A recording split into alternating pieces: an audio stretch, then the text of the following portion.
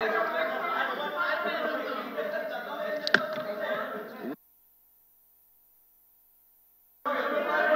Please కూర్చోవాలి. మంత్రి గారు కూర్చోండి, కూర్చోండి, మీరు కూడా కూర్చోండి, కూర్చోండి.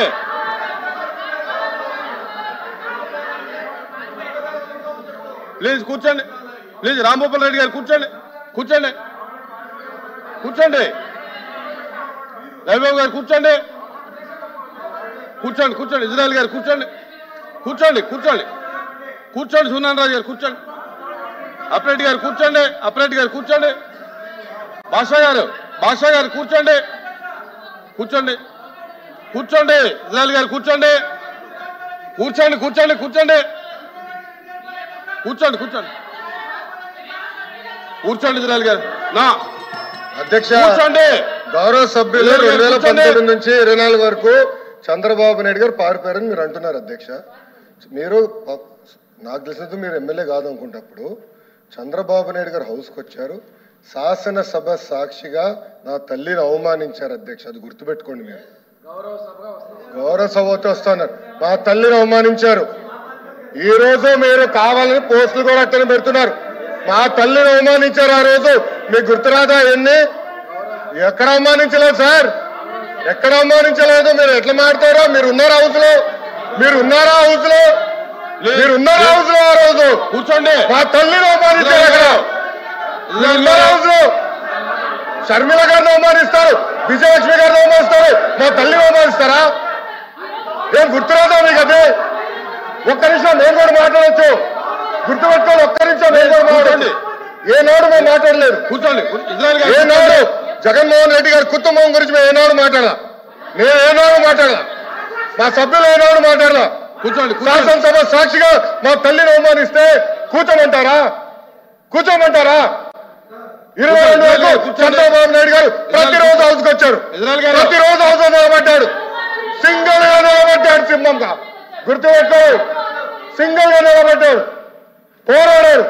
ఆ రోజు మా తల్లి అవమానించారు కనుకనే బాధ తట్టుకోలేక సభ బైకాట్ చేసి బయటకు వెళ్ళారు. కానీ ఎమ్మెల్యేలు ఉన్నారు ఇక్కడ. నిమ్మల రామారెడ్డి గారు వెళ్ళారు, స్వామి గారు ఉన్నారు, ఇతర గొట్టపల్లి రవి గారు వెళ్ళారు. అది మాకున్న చిత్తశుద్ధి అండి. ఈరోజు మీ ఎమ్మెల్యేలు ఎందుకు రావట్లేదు అని అడుగుతున్నా. 10 మంది జగన్మోహన్ రెడ్డి గారు కాకుండా 10 మంది ఉన్నారు, రాలేదు. మా తల్లిని అవమానిస్తే ఏం కూర్చోమంటారు? ఇంకా మాట్లాడతాం మేము మనుషులు కాదా? సొంత తల్లి అవమానించారు సార్ ఆ రోజు. మాడుకున్నా కూర్చోమంటారు? అయితే తెలియకుండా ఏదంటే అది మాడితే ఎట్లా అధ్యక్ష? ఎందుకు ఆ రోజు బైకాట్ చేస్తారో మాకు తెలుసు. నేను అక్కడే కూర్చోండి. కూర్చోండి, కూర్చోండి. Please please please. ఎల్ఓపి గారు, ఎల్ఓపి గారు, ఎల్ఓపి గారు.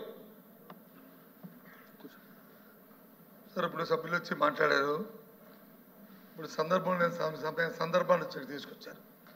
ఎవరు తల్లిని, ఎవరు చెల్లిని, ఎవరు కుటుంబ సభ్యుల్ని ఎవరు అవమానించినా సరే ఎవరు కూడా ఉపేక్షించేది లేదు, సహించేది లేదు. దాన్ని ఎవరు సమర్థించేది కూడా లేదు. దాన్ని ఎప్పుడు కూడా సమర్థించాం దాన్ని. అది అలాంటి సందర్భాలు వచ్చి మళ్ళీ మనం లేని సందర్భాలను ఇక్కడ తీసుకొచ్చి సభల్లో ఉండి ఏ సందర్భం మాట్లాడుకుని ఏం చేసిన రికార్డులో ఉండదు అధ్యక్ష. రికార్డులో లేని విషయాల్ని, అవసరం లేని విషయాల్ని ఇక్కడ తీసుకొచ్చి అనవసరంగా హోందాగా మనం ప్రవర్తించాలి అధ్యక్ష.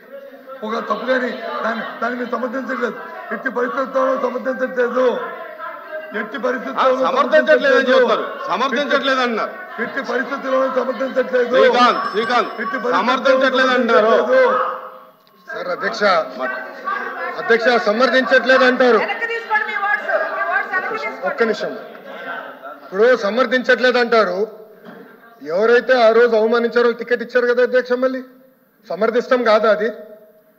ఎవరైతే మా తల్లిని అవమానించారో వాళ్ళకి మళ్ళీ టికెట్ ఇచ్చారు, వాళ్ళు ఓడిపోయారు, అది డిఫరెంట్ స్టోరీ. బట్ టికెట్ ఇచ్చినప్పుడు సమర్థిస్తాం కాదా అధ్యక్ష? అది ఎట్లా మారుతారు అధ్యక్ష? ఎల్ఓపి గారు దయచేసి ఆలోచించమని కోరుతున్నా. ఆ రోజు సమర్థించారు, టికెట్ ఇచ్చారు, ఓడిపోయారు ఆ వ్యక్తి. దానికని ఏమంటారు అధ్యక్ష? సో దయచేసి ఆనాడు చంద్రబాబు నాయుడు గారు 2.5 సంవత్సరాలు నాకు గుర్తున్నంత వరకు అధ్యక్ష 2.5 years హౌస్కి వెళ్ళారు. దాని తర్వాత ఎప్పుడైతే మా తల్లిని అవమానించారో అప్పుడే బయటకు వచ్చి వీడియోలు ఉన్నాయి, ఎవరేం చేస్తారో తెలుసు, రాష్ట్ర ప్రజలు ఆనాడు చూశారు, అన్ని బయట ఉన్నాయి అధ్యక్ష. మళ్ళీ ఎందుకు సమర్థిస్తారో రాకపోతే అర్థం అవట్లేదు. ఒకసారి అధ్యక్ష సార్, ఇప్పుడు బడ్జెట్ మీద చర్చ కొనసాగట్లేదు. ఆరోపణలు అధ్యక్ష, నేను అన్నదానికి వాళ్ళు మాట్లాడారు. మా నాయకుడు ఇప్పుడే మా లోకేష్ బాబు గారు చెప్పారు, సభలో గౌరవ సభలో అవమానించారు కాబట్టి ఈ సభని గౌరవ సభగా మార్చి ముఖ్యమంత్రిగా వస్తామని సభలో చెప్పి మేము బయటికి వెళ్ళాం అధ్యక్ష. సమాధానం ప్రజలకు చెప్పకుండా వెళ్ళలేదు అధ్యక్ష. రెండోది, బొత్స గారు ఎల్ఓపి గారు 2014-19 ఇదే హౌస్లోకి మాట ఇచ్చారు అధ్యక్ష. ఆ రోజు వాళ్ళ నాయకురాలు గురించి ఎవరైతే వాళ్ళ నాయకుడు ఉన్నాడో తండ్రిని అడ్డం పెట్టుకుని 1,00,000 కోట్లు దోపిడీ చేసినమాట వారు మాట్లాడేది వాస్తవం, రికార్డ్స్. రెండోది దయచేసి గతం గురించి వెళ్ళకండి. ఆ కన్నబాబు గారు కూడా, ఆ త్రిమూర్తులు గారు కూడా, ఈ సభ్యులందరూ కూడా 14-19 సభలో విజయ అని మాట్లాడింది వాస్తవం కాదా? విజయమ్మ గారు మాట్లాడేది వాస్తవం కాదా? అదేవిధంగా ఈరోజు షర్మిల గారిని, సునీత గారిని, విజయలక్ష్మి గారిని మీరు సోషల్ మీడియాలో అవమానించే వాస్తవం కాదా? ఈ రోజున ఇదే సభలో రికార్డ్స్ ఉన్నాయి అధ్యక్ష. మేము ఎవరైతే మహిళలను కించపరిచారో ఆ సభ గురించి మాట్లాడాం, కానీ ఈ రోజు మీరు ఎందుకు సభకు రాలేదు, మీ నాయకుడు ఎందుకు సభకు రాలేదు? కూర్చోండి కూర్చోండి.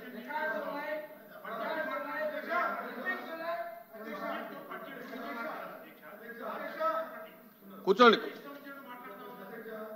మీరు కూర్చోండి. ఆయన మాట్లాడుతున్నారు కదా, కూర్చోండి. సభని సాంప్రదాయంగా జరుపుకోవాలనేది మా తాలూకా భావన.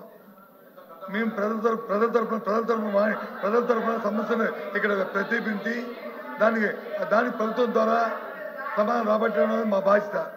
ఆ బాధ్యత గుర్తరిగి మేము చేస్తున్నాం. లోకేష్ గారు మంత్రి గారు మాట్లాడిన దానికి ఎట్టి పరిస్థితులకు కూడా సంబంధించే సమస్య లేదు అని తీవ్రంగా చెప్తున్నాం. అయినప్పటికీ కూడా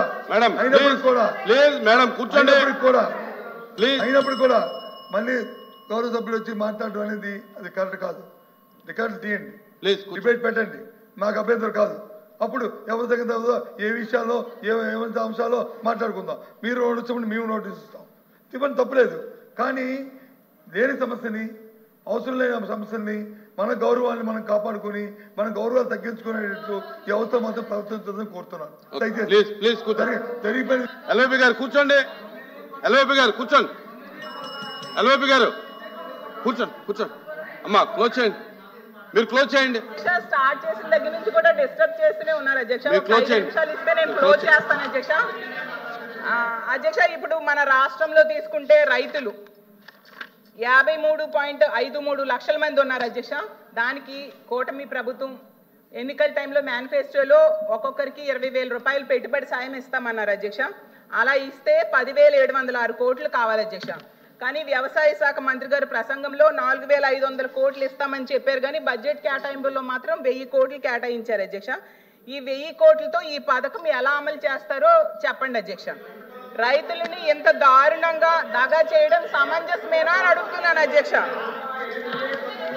అలాగే తీసుకుంటే అధ్యక్ష, ఈ బడ్జెట్ లో కొన్ని అసత్యాలు, అర్ధ సత్యాలు కూడా చెప్పడం జరిగింది అధ్యక్ష. మంత్రి గారు రాజకీయ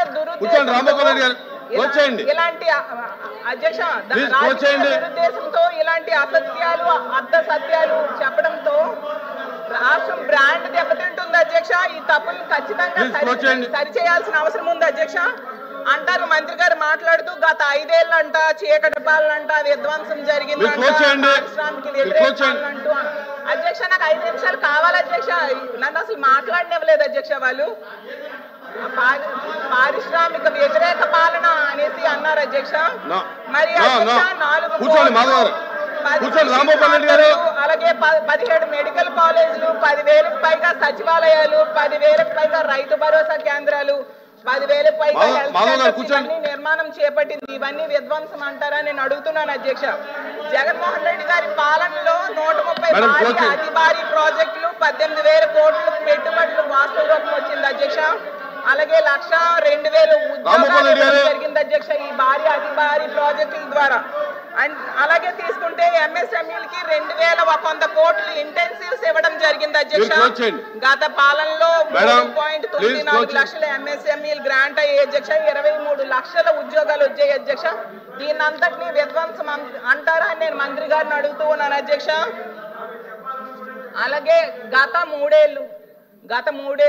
5 ఏళ్ళలో తీసుకుంటే వరుసగా 3 సంవత్సరాలు ఈజ్ ఆఫ్ డూయింగ్ లో నంబర్ 1 స్థానంలో వచ్చింది అధ్యక్ష. దాన్ని విధ్వంసం అంటారా, చీకటి పాలన అంటారా అని మీ ద్వారా మంత్రి గారిని అడుగుతున్నాను అధ్యక్ష. అలాగే తీసుకుంటే జగన్మోహన్ రెడ్డి గారు ముఖ్యమంత్రి అయ్యాక గ్రామ వార్డు సచివాలయాల ద్వారా 4 నెలల్లోనే 1,34,000 ఉద్యోగాలు. The House is adjourned to meet again at 10 a.m. on Friday, the 15th day of the November 2024.